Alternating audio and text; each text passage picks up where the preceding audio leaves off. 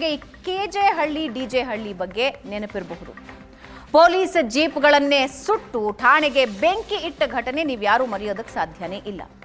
ಅಂಥ ಏರಿಯಾಗಳಲ್ಲಿ ಈಗ ಗ್ಯಾಂಗ್ಸ್ಟರ್ಗಳಿಗೆ ಪಾಸ್ಪೋರ್ಟ್ ಮಾಡಿಸ್ಕೊಡೋ ಕೆಲಸ ಕೂಡ ಆಗ್ತಾ ಇದೆ. ಇಂಥ ಕೆಲಸ ಆಗ್ತಾ ಇದೆ ಅನ್ನೋದನ್ನ ಕಂಡು ಹಿಡಿಯೋದಕ್ಕೆ ಹರಿಯಾಣ ಪೊಲೀಸರೇ ಬರಬೇಕಾಯ್ತು. ದೀಪದ ಕೆಳಗೆ ನೆರಳು.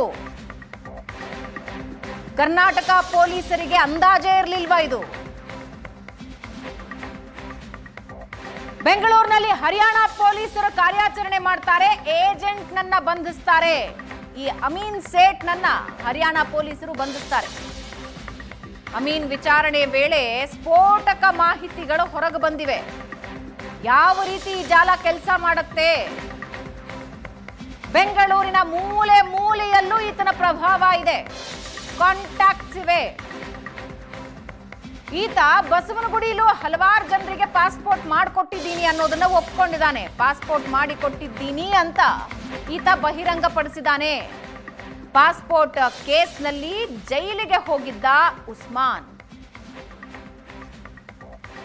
ಹರಿಯಾಣ ಪೊಲೀಸರು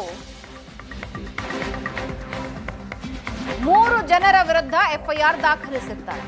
ದೇಶ ಬಿಟ್ಟು ಪರಾರಿಯಾದ ಹಂತಕರ ವಿರುದ್ಧ ಕೇಸ್ ಆಗಿದೆ. ಅನ್ಮೋಲ್ ಸಿಂಗ್, ಸಾಹಿಲ್ ಚೌಹಾಣ್, ಮಂಜೋತ್ ಸಿಂಗ್ ಪ್ರತ್ಯೇಕ ಎಫ್ಐಆರ್ಗಳನ್ನು ದಾಖಲಿಸಿದ್ದಾರೆ ಪೊಲೀಸರು.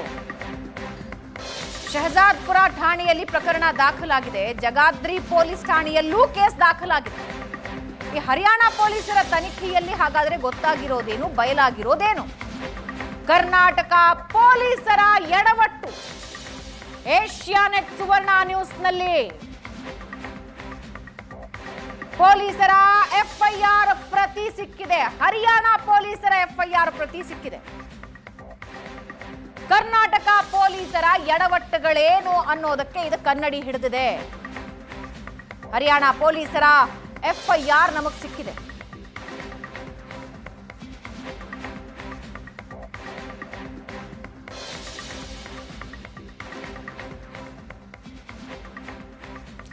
ಎಸ್, ಹಾಗಾದ್ರೆ ಈತ ತಗಲಾಕೊಂಡಿದ್ದು ಹೇಗೆ, ಹೊರಗೆ ಬಂದ ಸತ್ಯ ಏನು, ಇದ್ರ ಬಗ್ಗೆ ಇನ್ನಷ್ಟು ಇನ್ಫಾರ್ಮೇಶನ್ ನಮ್ಮ ಜೊತೆ ಹಂಚ್ಕೊಳ್ತಾರೆ ರವಿ. ನನ್ನ ಜೊತೆ ಲೈವ್ ನಲ್ಲಿದ್ದಾರೆ.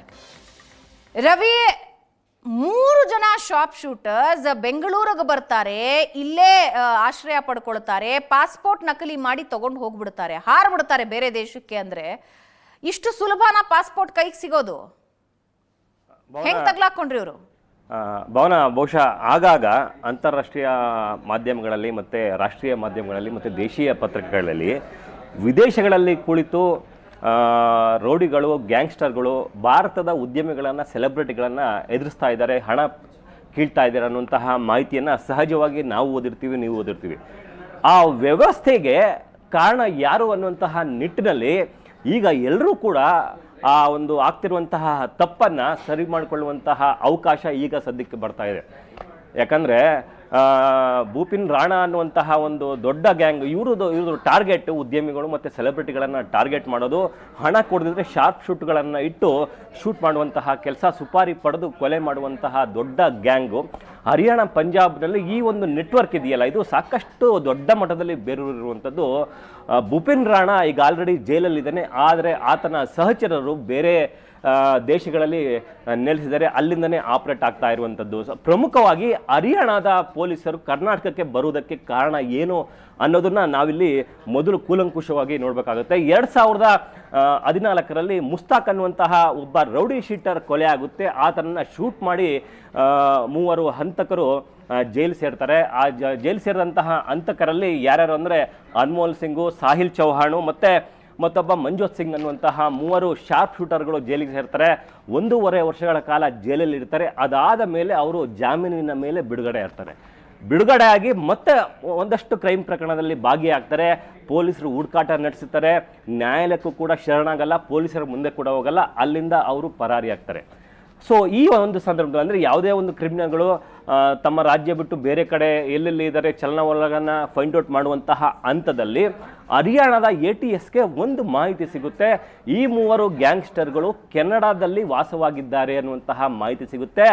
ತಕ್ಷಣವೇ ಹರಿಯಾಣ ಪೊಲೀಸರು ಅಲರ್ಟ್ ಆಗ್ತಾರೆ. ಇವ್ರಿಗೆ ಯಾವ ಏರ್ಪೋರ್ಟಿಂದ ಕೆನಡಾಗೆ ಟ್ರಾವೆಲ್ ಮಾಡಿದ್ರು ಅನ್ನುವಂತಹ ಡೀಟೇಲ್ ಹಿಸ್ಟ್ರಿಯನ್ನು ತೆಗೆದುಕೊಂಡಂತಹ ಸಂದರ್ಭದಲ್ಲಿ ಬೆಂಗಳೂರಿನ ಕೋರಮಂಗಲದ ಪಾಸ್ಪೋರ್ಟ್ ಕಚೇರಿಯಿಂದ ಇವ್ರಿಗೆ ಪಾಸ್ಪೋರ್ಟ್ ಡೆಲಿವರಿ ಆಗಿರುವಂತಹ ಒಂದು ಸ್ಪೀಡ್ ಕೊರಿಯರ್ ನಂಬರ್ ಕೂಡ ಸಿಗುತ್ತೆ. ಆ ಸ್ಪೀಡ್ ಕೊರಿಯರ್ ನಂಬರು ಎಲ್ಲಿ ಡೆಲಿವರಿ ಆಗಿದೆ ಅನ್ನೋದನ್ನು ಪತ್ತೆ ಹಚ್ಚಿದಂಥ ಸಂದರ್ಭದಲ್ಲಿ ಅದು ಎಣ್ಣೂರು ಪೊಲೀಸ್ ಠಾಣಾ ವ್ಯಾಪ್ತಿಯ ಶಿವರಾಮ ಕಾರಂತ ನಗರ ಪೋಸ್ಟ್ ಆಫೀಸ್ನ ಸ್ಪೀಡ್ ಕೊರಿಯರ್ ಆಗಿರುತ್ತೆ, ಪೋಸ್ಟ್ ಆಫೀಸ್ನ ನಂಬರ್ ಆಗಿರುತ್ತೆ.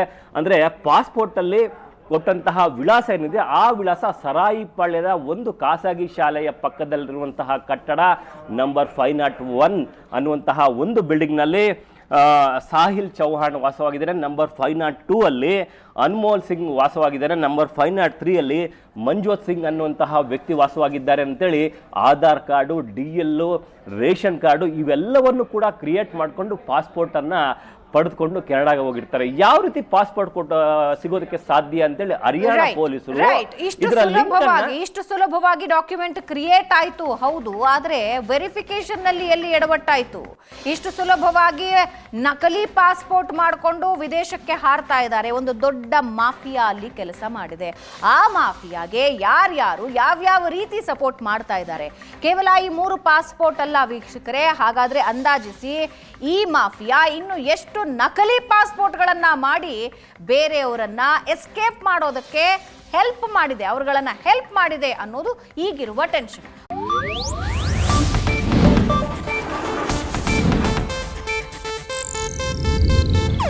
ಇದು ಏಷ್ಯಾನೆಟ್ ನ್ಯೂಸ್ ನೆಟ್ವರ್ಕ್ ಪ್ರಸ್ತುತಿ.